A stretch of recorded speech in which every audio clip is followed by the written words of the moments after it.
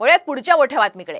विरोधकांना मराठा समाजाच्या आरक्षणाबाबत काहीही देणेघेणं नसल्याची टीका शिंदे आणि फडणवीसांनी केलेली आहे। मराठा आरक्षणाचा प्रश्न सोडवण्यासाठी सह्याद्रीवर सर्वपक्षीय बैठक पार पडली। त्या बैठकीवरती विरोधकांनी बहिष्कार घातल्यामुळे सत्ताधाऱ्यांनी त्यांच्यावर टीका केलेली आहे। विरोधकांना वातावरण पेटतं ठेवायचंय असा आरोप सुद्धा एकनाथ शिंदे यांनी केलेला आहे। तर बैठकीवर बहिष्कार टाकून विरोधकांनी जात दाखवल्याची टीका सुद्धा देवेंद्र फडणवीसांनी यावेळी विरोधकांवर केलेली आहे।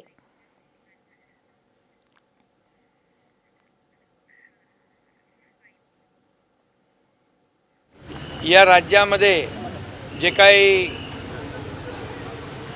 ओबीसी आणि मराठा समाजामध्ये जे काही वातावरण निर्माण झालेलं आहे, महाराष्ट्र असाच पेटता राहावा, जातीय तेढ निर्माण होत राहावी, अशा प्रकारचं महाविकास आघाडीचं धोरण, त्यांची भूमिका आजच्या या त्यांच्या अनुपस्थितीमुळे स्पष्ट झालेली आहे।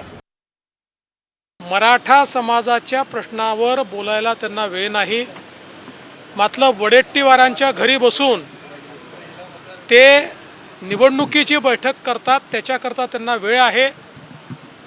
त्यामुळे एक प्रकारे आपली राजकीय जात कुठली हेच दाखवण्याचा प्रयत्न ते करतायत।